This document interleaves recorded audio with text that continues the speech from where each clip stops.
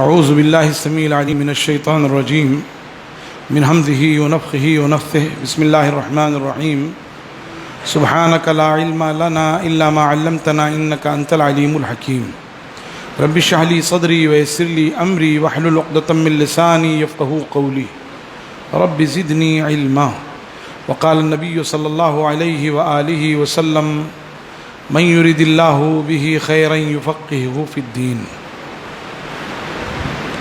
عن ام المؤمنین ام عبد اللہ عائشہ رضی اللہ تعالی عنہا قالت قال رسول اللہ صلی اللہ علیہ وآلہ وسلم من احدث فی امرنا هذا ما لیس منہ فهو رد وفی روایت لمسلم من عمل عملا لیس علیہ امرنا فهو رد۔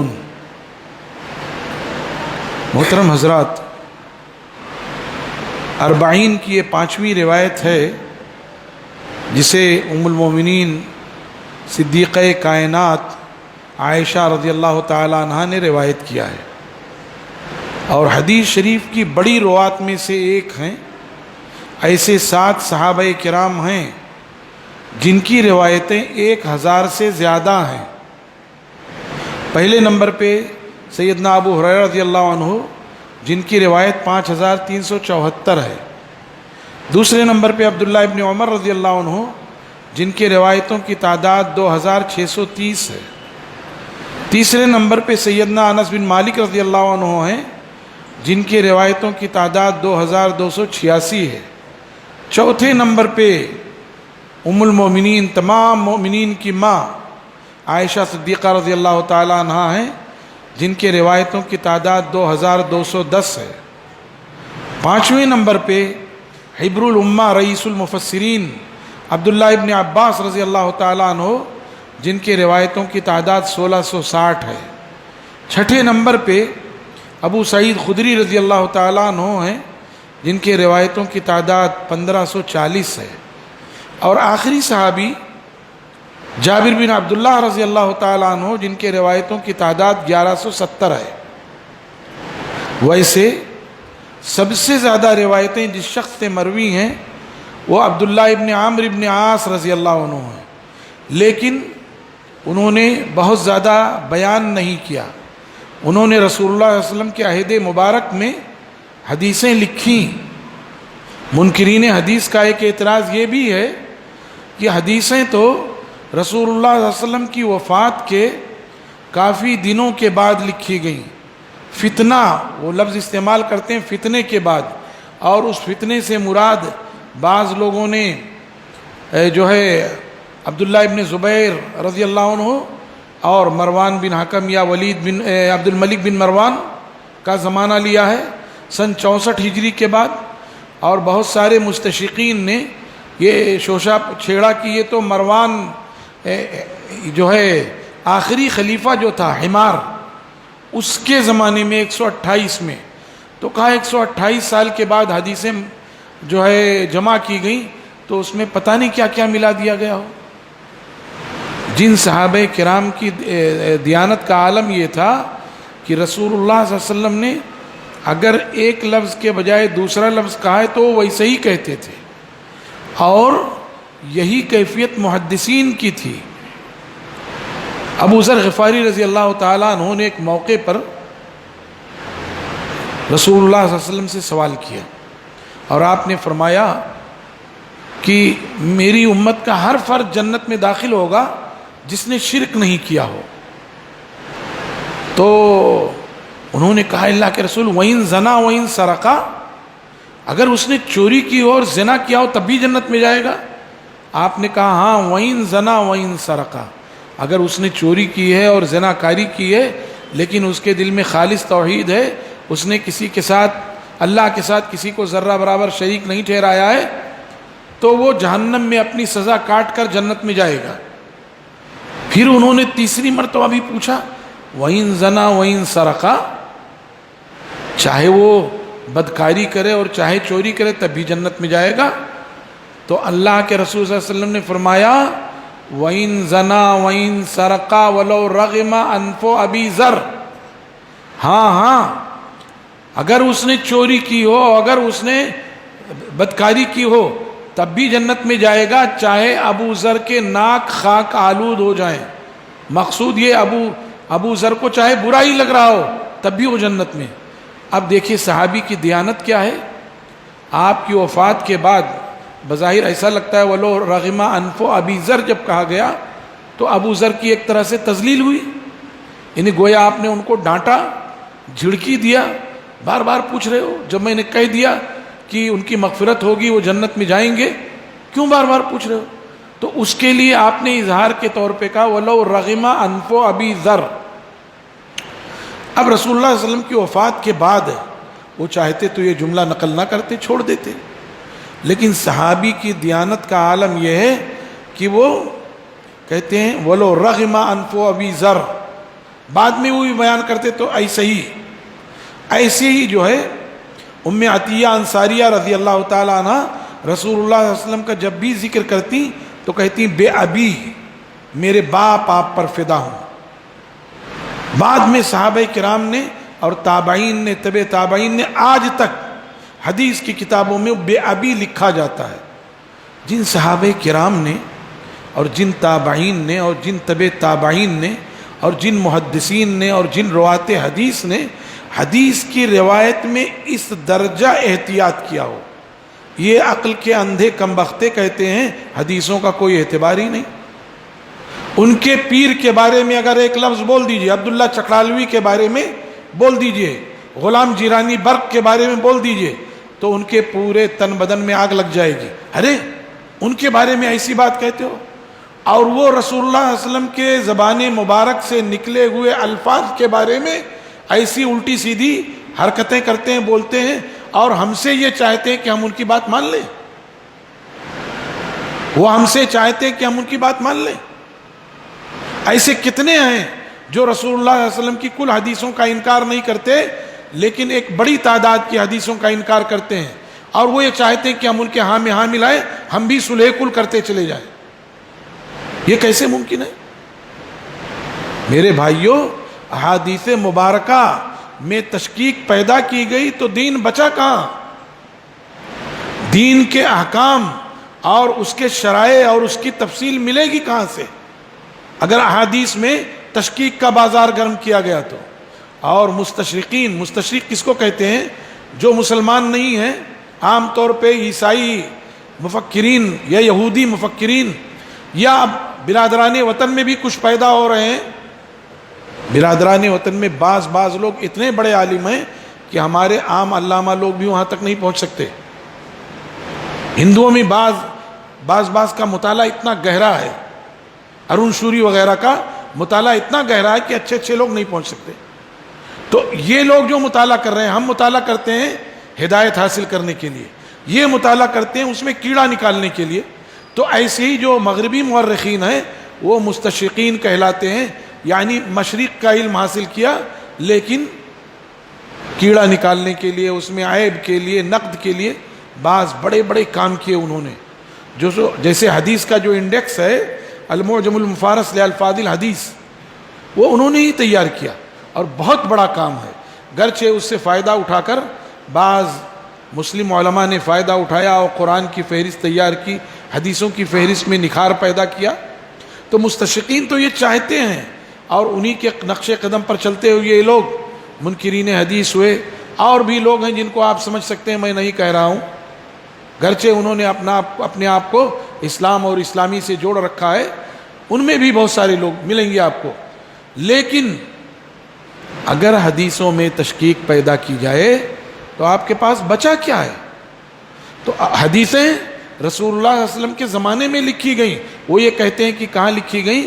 عبداللہ ابن عامر ابن عاص رضی اللہ عنہ نے آپ کی مبارک زندگی میں جو کتاب ترتیب دی اس کا نام تھا الصحیفۃ الصادقہ۔ ابو ہریرہ رضی اللہ عنہ کہتے ہیں کہ عبداللہ ابن عامر جو ہے وہ مجھ سے زیادہ حدیثوں کی روایت کرنے والے ہیں، کیونکہ وہ لکھ لیا کرتے تھے، میں لکھتا نہیں تھا۔ انہوں نے بیان کم کیا، ان کی حدیثوں کی تعداد 960 ہے۔ تو عبداللہ ابن عامر بڑے راوی ہیں۔ ایسے یہ 7 لوگوں کا نام ذکر کیا، ان میں چوتھے نمبر پہ صدیقہ کائنات عائشہ رضی اللہ تعالیٰ عنہ ہے، وہ کہتی ہیں کہ رسول اللہ صلی اللہ علیہ وسلم نے فرمایا من احدث فی امرنا ھذا، جس نے ہمارے اس دین میں، امرنا پر خاص غور کرنا چاہیے کیونکہ دھوکہ دینے والے یہیں سے دھوکہ دیتے ہیں۔ امر سے مراد یہاں دین ہے، اللہ اور اس کے رسول صلی اللہ علیہ وسلم کا فرمان ہے، شریعت الہی ہے۔ من احدث فی امرنا ھذا، جس نے ہمارے اس دین میں کوئی نئی چیز ایجاد کی، ما لیس منہ، جس پر اللہ کی سند بھی نہیں اور اللہ کے رسول صلی اللہ علیہ وسلم کی سند بھی نہیں ہے، جو دین کا حصہ نہیں ہے، فَهُوَ رَدٌّ، تو وہ کام مردود ہے۔ میں نے اس سے پہلے بھی ذکر کیا ہے کہ شریعت کی منشا کیا ہوتی ہے کہ وہ جو آدمی جو غلطی کر رہا ہے اس کو اچھالا نہ جائے، اس کی غلطی بتائی جائے، بس غلطی واضح کی جائے۔ شریعت نے کسی کی تنقیص نہیں کی۔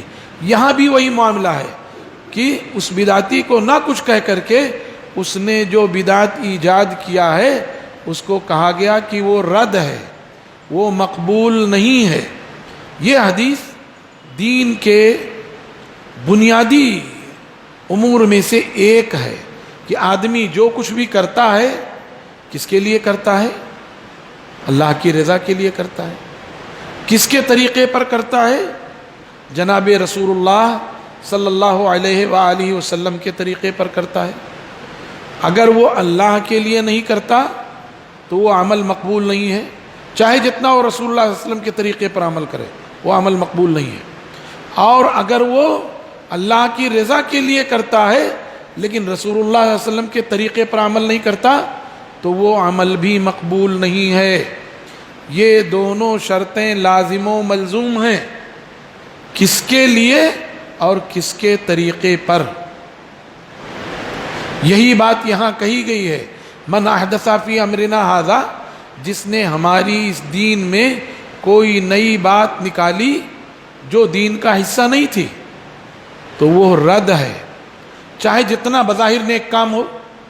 اب نماز نیک کام ہے، کوئی تین سجدہ کرنے، وہی سجدے میں رب سے مناجات ہوتی ہے، سب سجدے میں آدمی دعا کرتا ہے، تین سجدہ کرنے لگے صاحب، کیا اس کی نماز مقبول ہوئی؟ نماز سے پہلے آدمی وضو کرتا ہے، سوچے چلو 5 مرتبہ وضو کر لیتے ہیں، کیا اس نے گناہ کا کام نہیں کیا؟ اللہ کے رسول صلی اللہ علیہ وسلم فرماتے ہیں من توضأ ثلاثا، جس نے 3 مرتبہ وضو کیا اس کا وضو ہو گیا، ٹھیک ہے۔ اب اگر کوئی 4تھی مرتبہ وضو کر رہا ہے تو وہ ظلم کر رہا ہے اور حد سے تجاوز کر رہا ہے، وہ ظلم کر رہا ہے، حد سے تجاوز کر رہا ہے۔ آپ کہتے ہیں صاحب وضو تو بظاہر نیک کام ہے، اس میں کیا ہے، 4 مرتبہ کر لیا اور اچھا ہو گیا، صاف ہو گیا؟ نہیں، زبان رسالت سے جو الفاظ ادا ہوئے ہیں اسی کے مطابق عمل کرنا یہی دین ہے۔ اللہ تعالیٰ نے جو فرما دیا ہے اسی کے مطابق عمل کرنا یہی دین ہے۔ مسجد نبوی میں آئے 2 رکعت نماز پڑھنا سنت ہے، اب کوئی سنت سمجھ کر اپنے گھر میں داخل ہو اور 2 رکعت پڑھے، تحیۃ البیت، جیسے تحیۃ المسجد سنت ہے ایسے ہی وہ تحیۃ البیت پڑھے سنت سمجھ کر، تو ظاہر ہے یہ بدعت ہے۔ وہ اپنے طور پر اپنے گھر میں پہنچا ہے، شکرانے کے طور پر الحمدللہ میں سفر سے اچھے سے عافیت سے آ گیا، کام کاج سے اچھے سے آ گیا، وہ اپنے طور پر شکرانے میں پڑھ رہا ہے، سنت سمجھ کے نہیں، سنت کی دلیل نہیں لے رہا ہے، وہ الگ بات ہے، ٹھیک ہے پڑھ لے۔ لیکن جیسے تحیۃ المسجد سنت ہے ایسے وہ تحیۃ البیت سمجھ کے پڑھ رہا ہے، اچھا کام ہے، لیکن کیا وہ صحیح ہے؟ نہیں صحیح ہے۔ تو اسی لیے کہا گیا، آج بہت سارے لوگ اس میں گمراہ کرتے ہیں کہ صاحب نئی چیز کو اگر بدعت کہتے ہیں تو رسول اللہ صلی اللہ علیہ وسلم کے زمانے میں کرتا کہاں تھا، یہ کباب کہاں تھا، یہ دالچا کہاں تھا، اور یہ مٹن پلاؤ کہاں تھا، یہ سب بدعت ہوا۔ ان کم عقلوں کو یہی نہیں سمجھ میں آ رہا کہ کیا کہا گیا، فی امرنا ھذا، ہمارے اس دین میں کوئی نئی چیز نکالی گئی ہو وہ مردود ہے۔ ورنہ رسول اللہ صلی اللہ علیہ وسلم مدینہ طیبہ تشریف لائے، مدینہ میں کاشتکار لوگ رہتے تھے، باغبانی کرتے تھے، نر کھجور کو مادہ کھجور سے کاٹ کے ملا دیتے تھے، اس کو چیر کر اس میں گھسا دیتے تھے اور اس طرح سے اچھا پھلاتا تھا. آپ کو لگا شاید عقیدے کی بات ہے, آپ نے منع کر دیا تو اس سال کم آیا تو لوگوں نے آپ سے ذکر کیا. اتنے مطلب یہ وقت گزر گیا تو آپ کو یہ لگا کہ اس کا تعلق عقیدے سے نہیں ہے, اس کا تعلق باٹنی سے ہے, نباتات سے, کھیتی باڑی سے, باغبانی سے. آپ نے کہا نہیں, تم اپنے دنیاوی معاملات مجھ سے زیادہ جانتے ہو. انتم اعلم بامور دنیاکم, اپنے دنیا کو تم مجھ سے زیادہ جانتے ہو, تم ایسا کرو جیسا کر رہے ہو. دین کا معاملہ ہے. اور اس سے زیادہ مسلم شریف کی جو روایت ہے, یہاں تو ایجاد کرنے کی بات تھی, وہاں اس سے عام کیا کہہ دیا گیا, من عمل عملا, جس نے کوئی ایسا کام کیا, ایجاد تو نہیں کیا تھا, کسی ایجاد کرنے والے کی پیروی کر لی تھی. من عمل عملا, جس نے کوئی ایسا کام کیا, لیس علیہ امرنا, جس پر ہمارا حکم نہیں ہے, فہو رد, تو وہ مردود ہے. میرے بھائیوں, ہم کو اور آپ کو رسول اللہ صلی اللہ علیہ وسلم نے ایک ضابطہ, ایک قاعدہ کلیہ دے دیا ہے کہ دین اخلاص اور اتباع کے مجموعے کا نام ہے, اور عبادات میں اصل منع ہے یہاں تک کہ اس کی دلیل موجود ہو, دلیل سے ثابت ہو تب, اگر دلیل نہیں تو وہ منع ہے. اور کھانے پینے اور معاملات کی چیزوں میں حلال اصل ہے, یہاں تک کہ کوئی دلیل آئے جو بتائے کہ یہ حرام ہے تب. اگر کوئی دلیل نہیں آتی ہے کہ یہ حرام ہے, بالکل آپ کھا سکتے ہیں. تو یہ ہمیں ضابطہ دیا گیا. اللہ سے دعا ہے کہ اللہ ہمیں اخلاص کے ساتھ عمل کی توفیق عطا فرمائے, رسول اللہ صلی اللہ علیہ وسلم کی اقتداء کی توفیق عطا فرمائے. یاد رکھیے, ایک گنہگار کی توبہ قبول ہو جاتی ہے, لیکن بدعتی کی توبہ قبول نہیں ہوتی. اس کی وجہ یہ ہے کہ وہ اپنے آپ کو کامل سمجھتا ہے, اپنے آپ کو مکمل سمجھتا ہے, مجدد اور مجتہد سمجھتا ہے, تو توبہ کرے گا ہی نہیں. توبہ نہیں کرے گا تو اس کی توبہ کیسے قبول ہوگی؟ ایسے ہی ضروری ہے کہ ہم اپنے تمام اعمال میں کم عمل ہو, سنت کے مطابق ہو, یہ ہزارہا لاکھا گنا بہتر ہے اس بہت زیادہ عمل سے جو بدعت کے طریق پر ہو. کم عمل جو سنت کے مطابق ہو وہ بہتر اور برتر ہے اس بہت سارے عمل سے جس میں بدعت کی آمیزش ہو, بدعت کی ملاوٹ ہو. اس لیے اس ضابطے کو ہم سمجھیں اور اس کے مطابق ہم عمل انجام دینے کی کوشش کریں. اللہ ہم سب کو حسن عمل اور حسن خاتمہ کی توفیق عطا فرمائے, سنتوں کا شیدا, رسیا اور قربان ہونے کی توفیق عطا فرمائے, اور بدعتوں سے گریزہ اور متنفر رہنے کی توفیق عطا فرمائے. سبحان ربک رب العزت عما یصفون وسلام علی المرسلین والحمد للہ رب العالمین وصلی اللہ وسلم وبارک علی نبینا محمد وعلی آلہ وصحبہ اجمعین. والسلام علیکم ورحمۃ اللہ وبرکاتہ.